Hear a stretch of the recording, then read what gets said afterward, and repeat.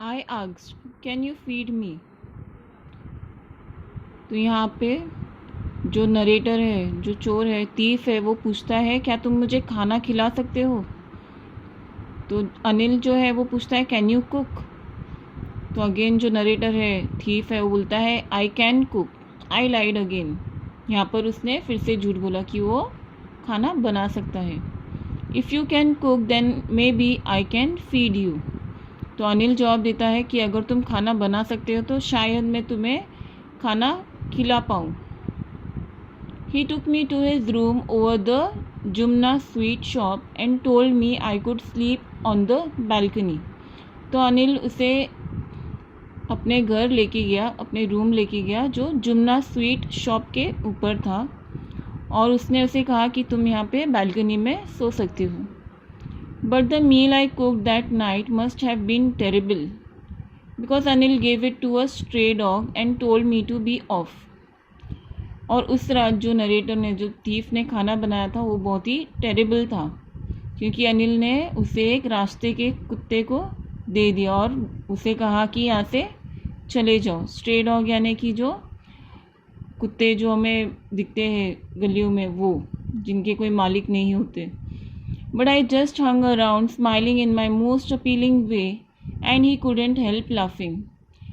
लेकिन जो नरेटर है, जो थीफ है, वो जाने का नाम ही नहीं ले रहा था और वो अपने एक बहुत ही अपीलिंग स्माइल के साथ वहीं पे आसपास अनिल के लगा हुआ था ताकि वो उसे फिर से रख ले।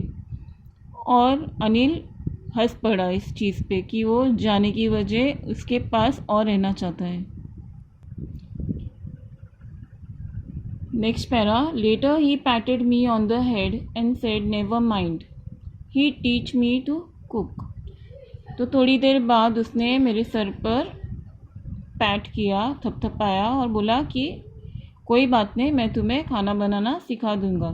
He also taught me to write my name and said he would soon teach me to write whole sentences and to add numbers.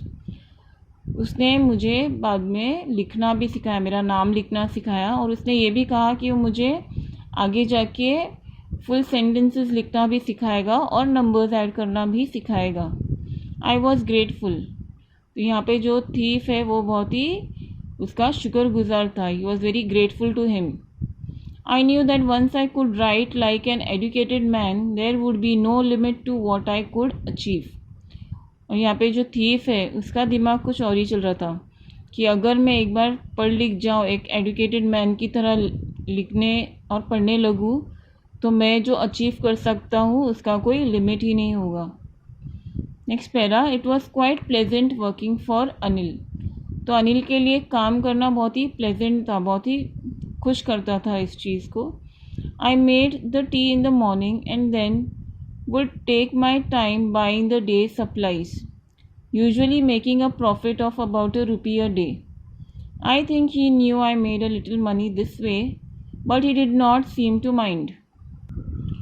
अब सुबह वो अनिल के लिए चाय बनाता था, उसके बाद वो मार्केट में जाके जो दिन के सप्लाईज थे, जैसे दूध हो गया या फिर सब्जियां हो गई, वो सब खरीद कर जो पैसे उसमें से वो अनिल देता था उसे शॉपिंग के लिए, उसमें से वो ₹1 बचा पाता था। और उसे लगता था कि अनिल को ये बात पता है, लेकिन वो he did not mind that thing कि ₹1 वो रख लेता है। Next para, Anil made money by fits and starts. Now fits and starts means by short irregular intervals, यानी कि जो अनिल का इनकम है वो फिक्स्ड नहीं था, वो एवरी मंथ ऐसे सैलरी नहीं आती थी।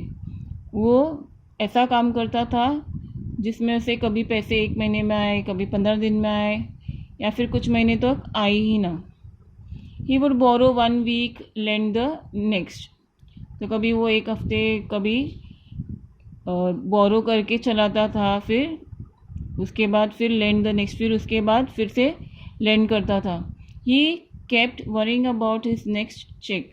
वो हमेशा अपने अगले चेक यानी कि अगले पेमेंट के बारे में वरीड रहता था, क्योंकि उसके बिना उसका गुजारा नहीं हो सकता था। But as soon as it arrived he would go out and celebrate. और जैसे ही अनिल को चेक मिलता था, पैसे मिलते थे, वो जाके सेलिब्रेट करता था. It seems he wrote for magazines a cure way to make a living. ऐसा लगता था, now the thief is saying कि ऐसा लगता था कि वो मैगजीन्स के लिए लिखता है. अ cure way of making a living. Now here cure means a strange way. Okay, तो यहाँ पे जो थीफ है उसे लगता है कि ये बहुत ही स्ट्रेंज, अजीब तरीका है एक रोज़गार कमाने का, पैसे कमाने का. One evening he came home with a small bundle of notes. तो यहाँ पे जो थीफ है वो बोल रहा है कि एक दिन अनिल घर आया एक छोटे से बंडल ऑफ नोट्स के साथ, यानी कि पैसों के साथ. Saying he had just sold a book to a publisher. तो ये पैसे उसे कहाँ से मिले थे? उसने एक बुक एक पब्लिशर को बेच दी. At night I saw him tuck the money under the mattress. तो जो थीफ है उसने देख लिया था कि अनिल ने वो पैसे मैट्रेस के नीचे छुपा दिए थे. I had been working for Anil for almost a month and apart from cheating on the shopping had not done anything in my line of work. तो यहाँ पे जो थीफ है वो बोल रहा है कि मैंने अनिल के लिए अभी पूरा 1 महीने से मैं काम कर रहा हूँ, 1 महीना हो गया है मोस्टली. एंड जो शॉपिंग में जो मैं चीटिंग करता हूँ, जो 1-1 रुपये या थोड़े पैसे में निकाल लेता हूँ, उसके अलावा मैंने और कोई भी गलत चीज़ नहीं की इसके साथ. I had every opportunity for doing so.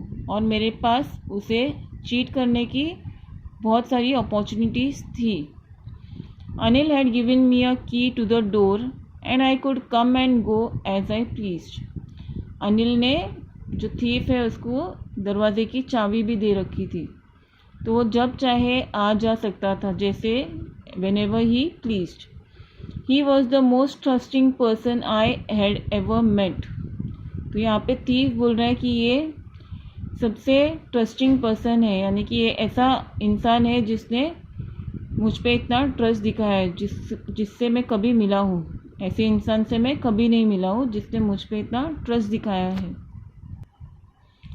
अब क्योंकि अनिल जो है वो थीफ पे, हरी सिंह पे इतना भरोसा करता था, सो इस वजह से जो हरी सिंह है उसे, यानी कि जो नरेटर है, उसे अनिल को चोरी करने में बहुत ही तकलीफ़ हो रही थी, क्योंकि कभी किसी ने उस पर इतना भरोसा नहीं दिखाया था. Will come to the next paragraph. And that is why it was so difficult to rob him, because he showed his trust on him. It's easy to rob a greedy man. Because he can afford to be robbed. But it's difficult to rob a careless man. Sometimes he doesn't even notice he is being robbed, and that takes all the pleasure out of the work. तो यहाँ पे जो thief है वो ये बोल रहा है कि एक ग्रीडी मैन, एक लालची इंसान को रॉब करना बहुत ही इजी है, क्योंकि जब भी उसके पास से एक पेनी भी, एक पैसा भी चोरी हो जाता है तो उसे पता चल जाता है. लेकिन एक केयरलेस मैन को चोरी करना, केयरलेस मैन से कुछ चोरी करना, उसमें कुछ मज़ा ही नहीं है, क्योंकि उसे तो पता ही नहीं चलेगा कि अरे कोई इसे चोरी करके निकल चुका है. Well, it's time I did some real work. I told myself I am out of practice. तो अब यहाँ पे थीफ बोल रहा है कि अब वक्त आ गया है कि कुछ काम किया जाए, जो असल का काम है, जो एक्चुअली में वो करता था, जो है चोरी. Then I am out of practice. अब तो मेरी प्रैक्टिस भी छूट गई है. And if I don't